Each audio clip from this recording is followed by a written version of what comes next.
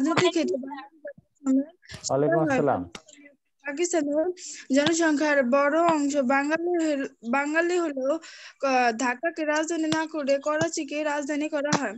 রাস্তার বড় পথ, গভর্নর জেনারেল, প্রধানমন্ত্রী ও মন্ত্রিসভার বেশিরভাগ সদস্য পশ্চিম পাকিস্তান থেকে নেওয়া হয়। 1947 থেকে 71 সাল পর্যন্ত পাকিস্তানের কেন্দ্রীয় মন্ত্রীদের 211 জন এর মধ্যে বাঙালি ছিলেন মাত্র 95 জন। আইয়ুব খানের আমলে 62 জন মন্ত্রীর মধ্যে মাত্র 22 জন ছিল বাঙালি। এসব বাঙালি মন্ত্রীদের গুরুত্বপূর্ণ পদে নেওয়া হয়নি।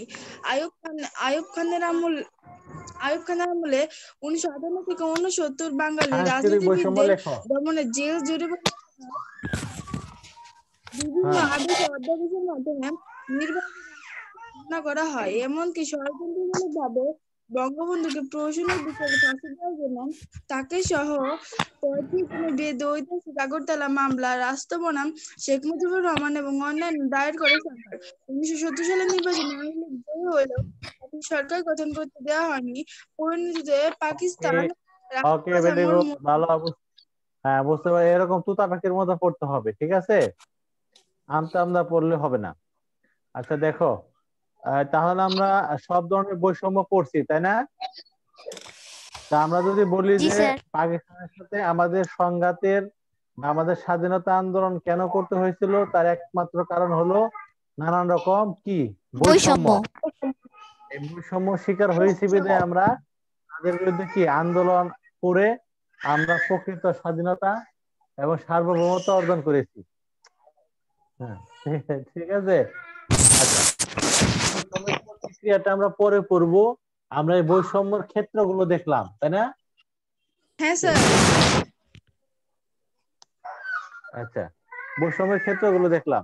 দাঁড়া একটু, হ্যালো, আসলাম। হ্যাঁ,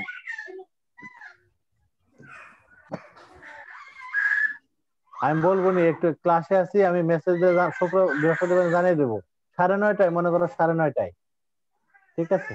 আচ্ছা, ফোন দেবো না ওকে। কি যেন বলছিলাম?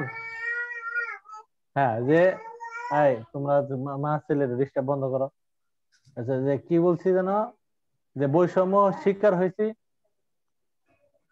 হ্যাঁ, ধরো, এই বৈষম্যের কারণে আমরা বৈষম্যের বিরুদ্ধে প্রতিক্রিয়া জানিয়ে আন্দোলন করে আমরা প্রকৃত স্বাধীনতা সার্বভৌমত্ব কি করছি, অর্জন করেছি, তাই না? আচ্ছা, এখন সেই স্বাধীনতা সার্বভৌমত্ব অর্জন করার জন্য আমাদেরকে বেশ কয়েকটা পর্যায় অতিক্রম করতে হয়েছে। সেই পর্যায়গুলো আমরা এখন বিস্তারিত জানবো। আমরা আগের দিন দেখেছি সেই পর্যায়গুলো কি কি, দেখছি না? 6টা পর্যায় আছে, প্রধান 6টা পর্যায় আছে। তার মধ্যে প্রধান পর্যায় কোনটা? প্রধান পর্যায় হলো, প্রধান পর্যায় কোনটা? ভাষা আন্দোলন, প্রথম পর্যায়, তাই না? সরি, প্রধান হ্যাঁ পর্যায় স্যার। হলো প্রথম পর্যায়। সে ভাষা আন্দোলন সম্পর্কে আমরা জানবো। আচ্ছা, ভাষা আন্দোলন জিনিসটা কি? এক কথায় যদি বলি আমরা, যে ভাষার জন্য যে আন্দোলন হয়েছে সেটার নাম কি? ভাষা আন্দোলন। ভাষা আন্দোলন। তো এখন সেই ভাষা আন্দোলন কি, কত সালে কিভাবে হয়েছিল, কারা এর নেতৃত্ব দিয়েছে, এই এই সেই আন্দোলনের মাধ্যমে আমরা কি অর্জন করেছি, এসব আমরা এখন বিস্তারিত করব, ঠিক আছে? আচ্ছা, এইটা পড়ার জন্য তোমরা প্রথমেই প্রথমে এটুকু লেখো, তারপরে আমি আরো বিস্তারিত আলোচনা করতেছি। প্রথম প্যারাটা সবাই লেখো, বেশি লিখতে হবে না। কোন লেখো প্যারাটা? তো সবাই রাষ্ট্রভাষা প্রথম। আন্দোলন ওইটা? হ্যাঁ হ্যাঁ, রাষ্ট্রভাষা আন্দোলনের প্রথম 2 প্যারা লেখো। এই যে 1948-এর আগ পর্যন্ত লিখে ফেলো। এটুকু লিখলে এটা ধারণা হবে, বাকিটুকু বাসায় লিখবে। এখন আমি এটুকু লিখলে আমি বিস্তারিত ব্যাখ্যা করে বুঝাতে পারবো। স্যার কোন পর্যন্ত? এই যে মার্কিং করতেছি, এই পর্যন্ত লেখো।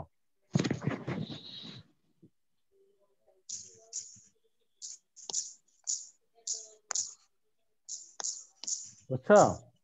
তার দাগটা সোজা করে দেন, দাগের কারণে লেখা বোঝা যায় না। হ্যাঁ, একটু ঠিক বলেছো ঐশী। দাঁড়াও, ঐশীর কি মন খারাপ নাকি? বকা না খেয়েছো? না, তোর বান্ধবী ফোন করেছিল আগামী মাস থেকে পড়বে। 29 তাই তো তারিখে নাকি বললো। 29 তারিখে নাকি ক্যাডেট কলেজ ভর্তি পরীক্ষা। হুম।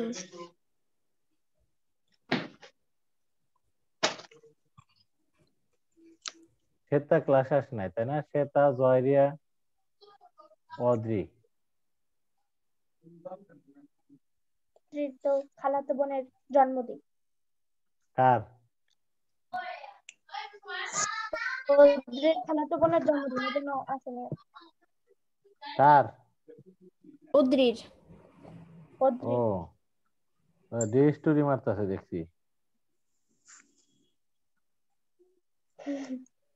আচ্ছা, আমি পড়ে পড়ে শোনাই, তারপরে লেখো।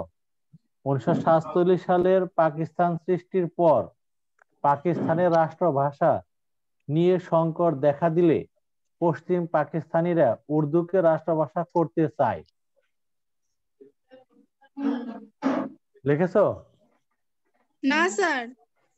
আচ্ছা, আমি আবার পড়তেছি। 1947 সালের পাকিস্তান, 1947 সালের না, সালে হবে, রটা কেটে দাও। তিতলি কি ক্লাসে আছো? হ্যাঁ আছো। 1947 সালে পাকিস্তান সৃষ্টির পর পাকিস্তানের রাষ্ট্রভাষা, রাষ্ট্র নিচে এখানে ফোঁটা দিও, রাষ্ট্রভাষা নিয়ে সংকট দেখা দিলে পশ্চিম পাকিস্তানিরা উর্দুকে রাষ্ট্রভাষা করতে চায়।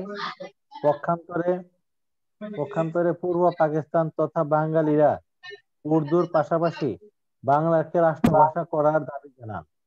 দেখো, এই পাশাপাশি লাইনটা আন্ডারলাইন করো। উর্দুর পাশাপাশি বাংলাকে রাষ্ট্রভাষা করার দাবি জানান পাকিস্তান। হ্যাঁ, এইটুকু লেখা হলে বইলো আমাকে।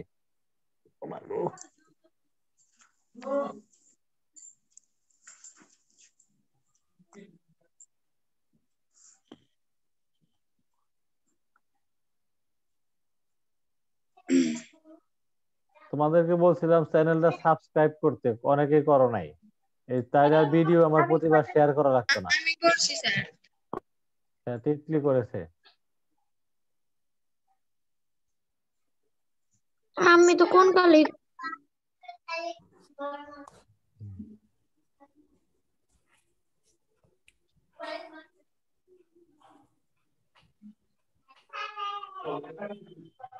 পাকিস্তান সৃষ্টির পূর্বেই ডক্টর মোহাম্মদ শহীদুল্লাহ বাংলাকে রাষ্ট্রভাষা রাষ্ট্রভাষা করার মত দেন। এটা লিখবা, বাংলাকে রাষ্ট্রভাষা করার, লিখবা করার মত দেন, করার মত দেন।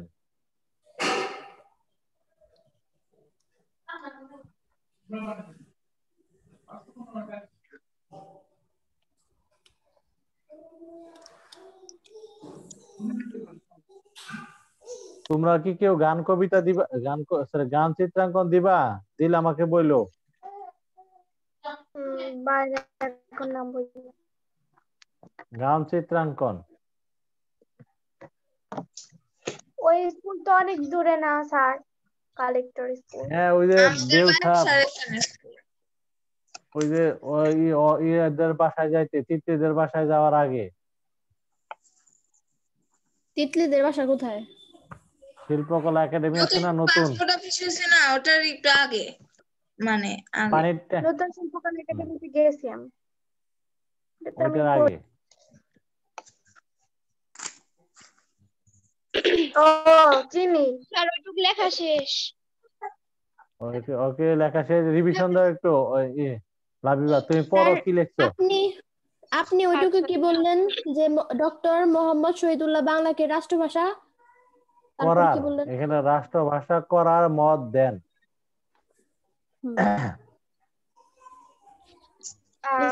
রাষ্ট্রভাষা আন্দোলন 1947 সালে পাকিস্তান সৃষ্টির পর পাকিস্তানের রাষ্ট্রভাষা নিয়ে সংকট দেখা দিলে পশ্চিম পাকিস্তানিরা উর্দুকে রাষ্ট্রভাষা করতে চায়।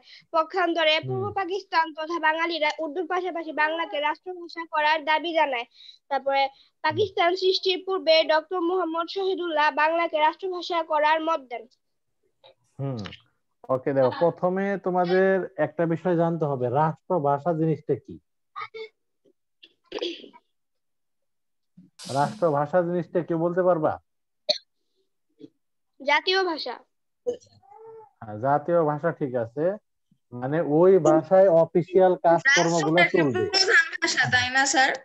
না না, প্রধান ভাষা তো ঠিকই আছে, অফিসিয়াল যে কাজ, যে আমরা বিভিন্ন পরীক্ষা টরীক্ষা দেই না, হ্যাঁ বিভিন্ন পরীক্ষা দিয়ে বিভিন্ন চিঠিপত্র লিখি, অফিসিয়াল যে বিভিন্ন কাজ করি, রাষ্ট্র পরিচালনার জন্য যে কাজগুলা, সরকারি প্রজ্ঞাপন, সরকারি নোটিশ, বিভিন্ন কার্যক্রম পরিচালনা করি না আমরা, সেই সমস্ত কাজ, সেই সমস্ত কাজগুলো ওই ভাষায় লেখা হবে।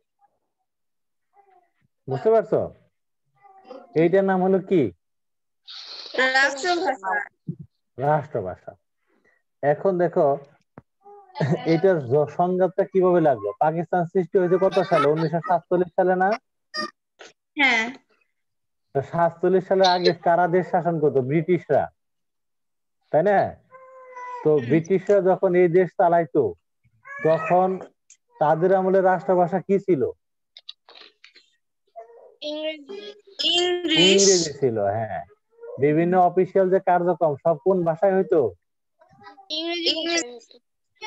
ইংরেজি ভাষায় হইতো। ইংরেজি। দেখো দেখো আমরা যে বাঙালিরা, আমরাও তো ব্রিটিশের অধীনে ছিলাম। তারপরে তোমার যে ইন্ডিয়াতে তো কত রকমের ভাষা আছে, তারপরে তোমার পাকিস্তানে কত রকমের ভাষা আছে। পুরা দেশটাই তো ব্রিটিশরা শাসন করতো, তারা তো আর এত ভাষা জানতো না। তারা তাদের যে নোটিশ, চিঠিপত্র, অফিসিয়াল যে কাজকর্ম, সেখানে কোন ভাষা ব্যবহার করতো? ইংরেজি ভাষা। ইংরেজি ভাষা। এখানে ইংরেজি ছিল কি? রাষ্ট্রভাষা। রাষ্ট্রভাষা। এখন 1947 সালে যখন ভারত পাকিস্তান সৃষ্টি হলো, তখন ভারতের রাষ্ট্রভাষা করা হলো উর্দু, হিন্দিকে। কি রাষ্ট্রভাষা করা হলো? হিন্দিকে। হিন্দিকে। কিন্তু পাকিস্তানের তো একটা রাষ্ট্রভাষা দরকার, তাই না? এই জন্য তারা এখন কোনটাকে রাষ্ট্রভাষা করবে? কারণ এই অঞ্চলে এই যে পূর্ব পাকিস্তান যেটা, এই অঞ্চলে মানুষ কথা বলে বাংলায়। তারপরে একটু ওই রুমে যাও। করাচির লোকজন কিছু লোক কথা বলে উর্দু ভাষায়। আবার ওই যে তোমার পাঞ্জাব আছে, ওইখানকার লোকজন কথা বলে পশতুন, আরো জানি কি কি ভাষায় কথা বলে। তাহলে একটা হযবরল অবস্থা না? হ্যাঁ, এই জন্য এই জন্য এই জন্য পাকিস্তান সরকার সিদ্ধান্ত গ্রহণ করলো যে অফিসিয়াল যত কাজকর্ম আছে, রাষ্ট্রীয় যত কাজকর্ম আছে, সেটা কোন ভাষায় চলবে? উর্দু ভাষায়।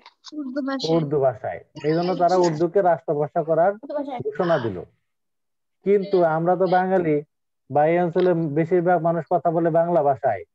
তারা তো অত উর্দু কোথাকার কোন বিদেশি ভাষা কষ্ট করে শেখাতে পারবে না, বা শিখলেও তাদের বাংলা ভাষায় কথা বলে যেরকম তৃপ্তি পায়, ওই উর্দু ভাষায় কথা বলে যেরকম তৃপ্তি পাবো না। এটা আমাদের ইতিহাস ঐতিহ্য, তাই না? এই জন্য এই দেশের জনগণ বলল যে ঠিক আছে, উর্দুর পাশাপাশি বাংলাকেও রাষ্ট্রভাষা করতে হবে। অর্থাৎ উর্দু ভাষায় যেরকম আমরা তানাব কি করো, উর্দু ভাষায় যেরকম আমরা রাষ্ট্রীয় কার্যক্রম পরিচালনা করব, উর্দুর পাশাপাশি বাংলা ভাষায় কি করব? রাষ্ট্রীয় কার্যক্রম পরিচালনা করব। দেখো বাঙালিরা কিন্তু, আমরা কিন্তু উর্দুকে বাদ দিতে বলি নাই, আমরা কি বলেছি?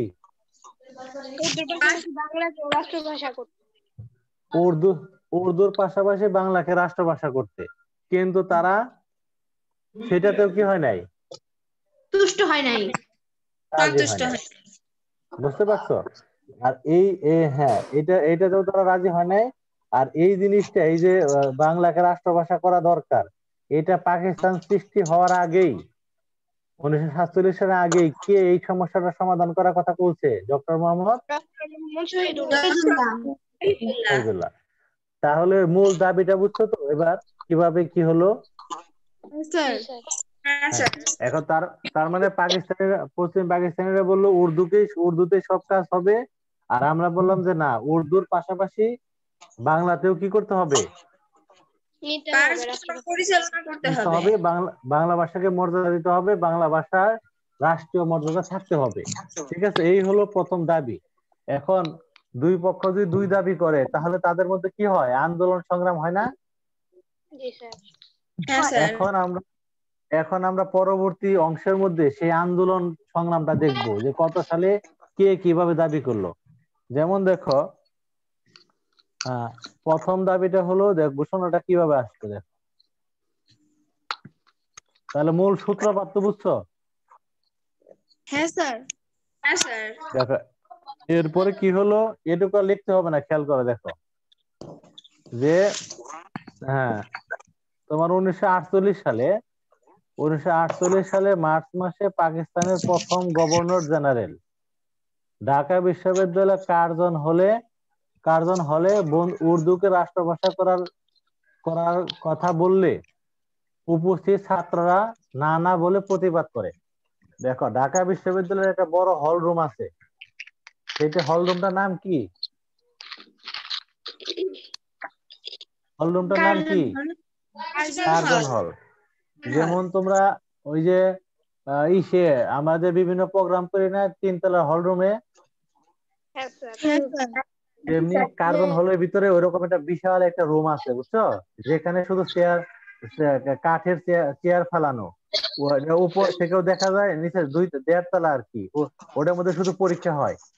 তোমরা যখন ঢাকা বিশ্ববিদ্যালয়ে পড়বা কেউ, ওইটা হলো পরীক্ষার রুম। ওইখানে অনেক স্টুডেন্ট বসতে পারে, 1000-এর উপরে বসতে পারে, আবার স্যারের উপর থেকেও ডিউটি দিতে পারে, এরকম একটা হল রুম। ওইখানে ছাত্রদেরকে বসিয়ে পাকিস্তানের গভর্নর জেনারেল কি বললেন যে উর্দু হবে কি রাষ্ট্রভাষা। তখন সেখানে উপস্থিত কারা ছিল? ছাত্ররা ছিল না? হ্যালো খালা। ছাত্ররা বলল না, এটা কি হতে দেওয়া যাবে না। তাহলে দাবির প্রথম গ্যাঞ্জামটা দেখছো, বুঝছো তো? আচ্ছা, হ্যাঁ স্যার। এর পরবর্তীতে কি হলো দেখো। পরবর্তীতে পাকিস্তানের পার্লামেন্ট, এই যে আমাদের যেরকম মাননীয় স্পিকার আমরা বলি না, ঠিক তেমনি পাকিস্তানেরও কি আছে? পার্লামেন্ট আছে। সেটা কোথায়? পাকিস্তানের করাচিতে, তাই না? করাচিতে। হ্যাঁ, সেই পাকিস্তানের সেই পার্লামেন্টে বা গণপরিষদে ধীরেন্দ্রনাথ দত্ত, যার বাড়ি হলো কুমিল্লার ধীরেন্দ্রনাথ দত্ত বাংলাকে রাষ্ট্রভাষা করার মত দিলেন। মানে তিনি সংসদে দাঁড়িয়ে বললেন, মাননীয় স্পিকার কি বললেন, যে উর্দুর পাশাপাশি আমার দেশে বাংলা ভাষাকেও রাষ্ট্রীয় মর্যাদা দিতে হবে। বুঝছো? সংসদে যখন তিনি এই দাবি করলেন, তখন সংসদে উপস্থিত যে প্রধানমন্ত্রী ছিলেন লিয়াকত আলী, তিনি সেটা কি করলেন? প্রতিবাদ করলেন। বুঝতে পারছো? হ্যালো। তাহলে দেখো, প্রথমে ঢাকা বিশ্ববিদ্যালয়, তারপরে গেল কোথায়? পার্লামেন্টে। আচ্ছা, এরপরে সমস্যাটা কি হলো দেখো। এরপরে হলো তোমার বাংলাকে, যেহেতু এরকম তোমার আন্দোলন মিছিলে করলে কোনো কাজ হয় না, মানে ছাত্ররা না করছে তাও কাজ হচ্ছে না, ধীরেন্দ্রনাথ দত্ত তোমার পার্লামেন্টে গিয়ে বললো যে বাংলাকে রাষ্ট্রভাষা করা দরকার, তাও কাজ হচ্ছে না। তখন কি করলো এই দেশের জনগণ? একটা তোমার সর্বদলীয় একটা রাষ্ট্রভাষা সংগ্রাম পরিষদ গঠন করলো। যে আমরা আওয়ামী লীগ, বিএনপি তো ছিল না, আওয়ামী লীগ, তারপরে তোমার হলো মুসলিম লীগ, তারপরে কৃষক শ্রমিক পার্টি, যে পার্টি করি না কেন, আমরা বাংলাকে রাষ্ট্রভাষা করব, এই বিষয়ে সবাই একমত। বুঝতে পারছো? অর্থাৎ সব দলের সদস্য নিয়ে একটা কি করলো? সংগ্রাম পরিষদ গঠন করলো। সেটার নাম কি ছিল? সর্বদলীয় রাষ্ট্রভাষা সংগ্রাম পরিষদ। এবং সেই সংগ্রাম পরিষদের যে কোনো সংগঠনের নেতা থাকে, সেই সংগ্রাম পরিষদের নেতা ছিলেন কে? বঙ্গবন্ধু শেখ মুজিবুর রহমান, আব্দুল মতিন সহ আরো অনেকে। তাহলে আমরা বুঝতে পারছি পর্যায়টা। তারপরে কি হলো? 1948 সালের 11 মার্চ, বাংলাকে রাষ্ট্রভাষা করার দাবিতে আচ্ছা, তোরা কাছে নিয়ে নে। সংগ্রাম পরিষদ গঠন পর্যন্ত বুঝছো? হ্যাঁ স্যার। স্যার তারপরে সংগ্রাম পরিষদ যখন গঠন করলো তখন বঙ্গবন্ধুর নেতৃত্বে কত তারিখে 1948 সালে 11 মার্চ প্রথম কি হলো? মিছিল হইলো। প্রথম কি হলো? মিছিল হলো। মিছিল হয়েছে গুলিস্তানে। তোমরা গুলিস্তান চিনো? কে কে কে কে গেছো গুলিস্তানে? আমি আচ্ছা, হ্যাঁ, সেই ঢাকার গুলিস্তানে মিছিল হলো। সেই মিছিল থেকে বঙ্গবন্ধু প্রথম গ্রেপ্তার হলেন। বুঝতে পারছো? এখন যেমন আমরা এখন যেমন আমরা 21শে ফেব্রুয়ারি মাতৃভাষা দিবস পালন করি, ওই 1952 সালের আগে ওই বঙ্গবন্ধু যেদিন গ্রেপ্তার হয়েছিলেন 11 মার্চ, ওই দিন তোমার কি জানি ওই ভাষা দিবস পালন করা হতো। বুঝতে পারছো? তাহলে জি কত স্যার। তারিখে এই ঘটনাটা ঘটে? 1948 সালের 11 মার্চ। 11 মার্চ। আচ্ছা, এরপরে আন্দোলন চলতেই থাকলো। পরবর্তীতে 1952 সালের 21শে ফেব্রুয়ারি চূড়ান্ত একটা আন্দোলন হইলো, যেটার কথা আমরা কি সবাই শুনেছি। জানি। হ্যাঁ, শুনেছি।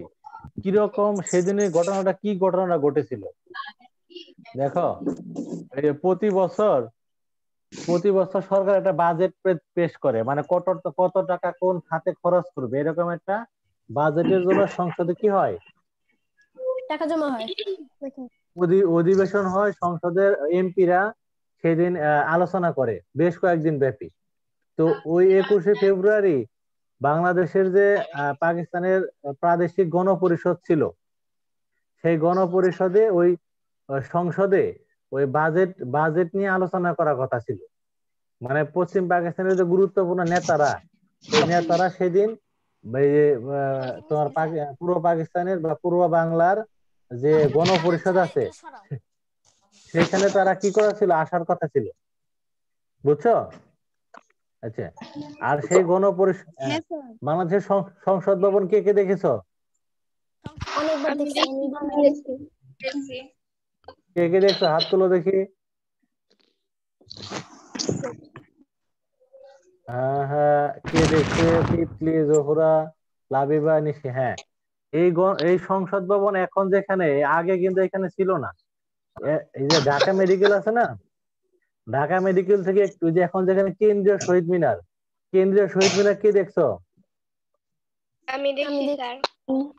হ্যাঁ, আমিও দেখছি। ওই ওই কেন্দ্রীয় শহীদ মিনারের পশ্চিম পাশে ছিল ওই সংসদ গণপরিষদ। বুঝতে পারছো? তো ছাত্ররা চিন্তা করলো ওই গণপরিষদে যখন এমপিরা আসবে, নেতারা যখন আসবে, তাদের কাছে গিয়ে ওই যে আমরা যেমন দরখাস্ত দেই না, সেরকম একটা দরখাস্ত দিবে যে আমাদের বাংলাকে কি করতে হবে, রাষ্ট্রভাষা করতে হবে। হ্যাঁ, এই যে তাদের কাছে গিয়ে একটা দরখাস্ত দিবে, এইটা পাকিস্তান সরকার মানতে পারে নাই। এই জন্য 1952 সালে 20শে ফেব্রুয়ারি রাতে 144 ধারা জারি করে দিয়েছে। 144 ধারা জারি করছে, মানে 4 জনের বেশি লোক একত্র হইতে পারবে না। কি হইতে পারবে না? একত্র হতে পারবে না। 4 জনের বেশি যে একত্র হইতে না পারে, তাহলে মিছিলও করতে পারবে না, আর ওই দরখাস্ত কি করতে পারবে না, করতে জমা পারবে দিতে না। পারবে না।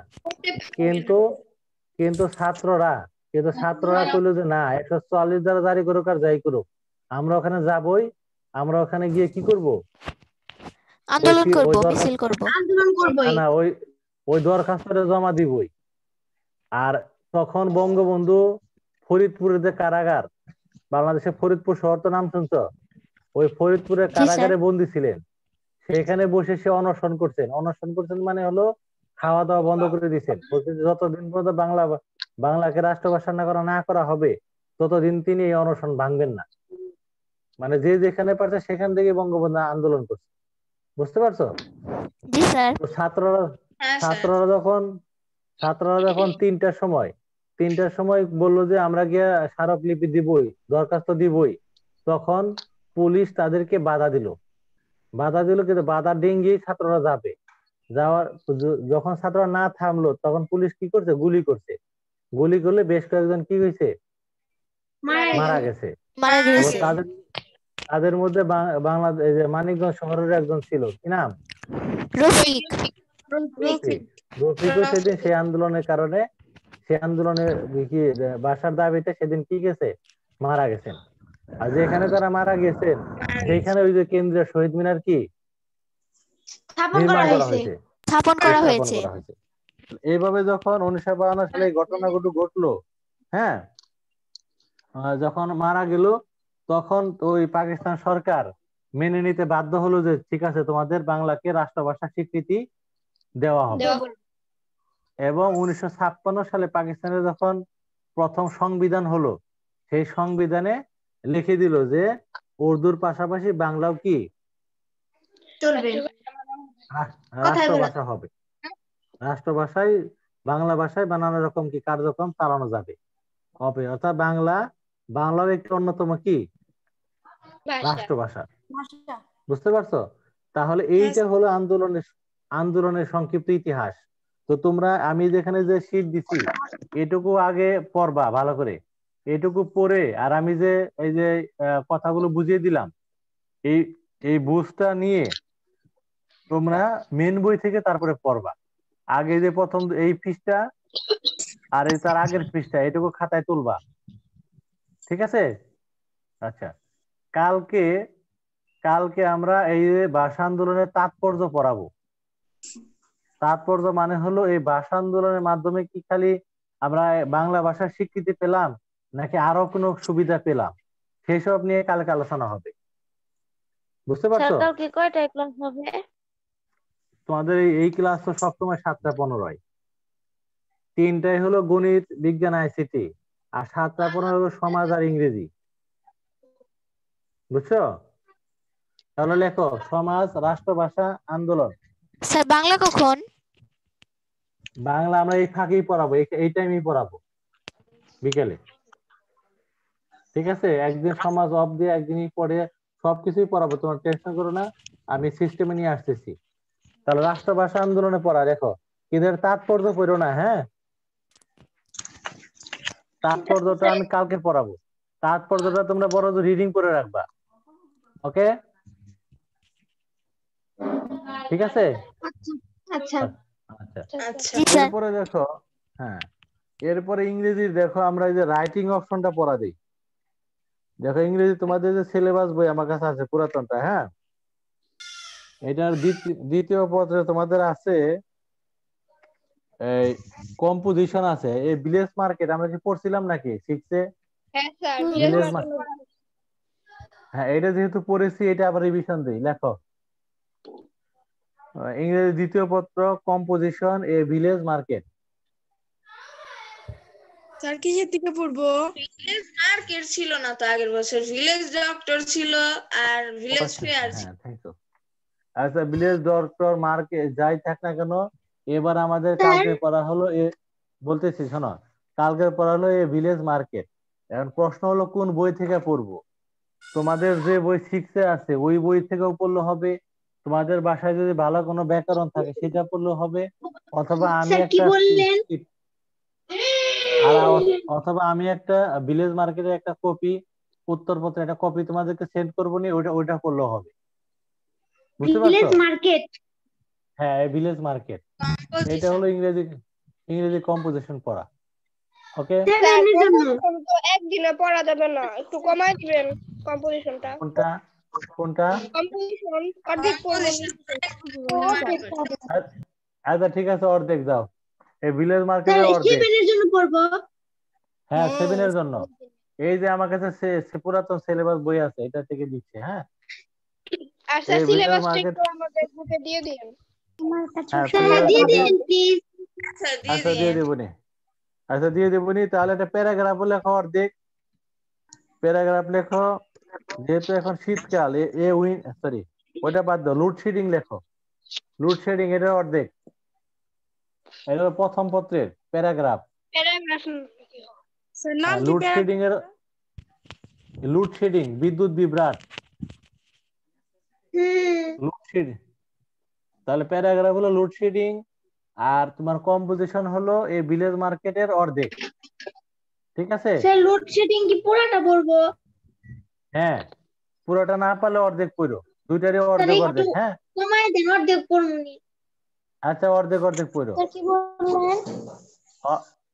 আরে ইংরেজি প্রথম পত্র হলো প্যারাগ্রাফ প্যারাগ্রাফ লোডশেডিং এর অর্ধেক, আর ইংরেজি দ্বিতীয় পত্র হলো কম্পোজিশন এ ভিলেজ মার্কেটের অর্ধেক।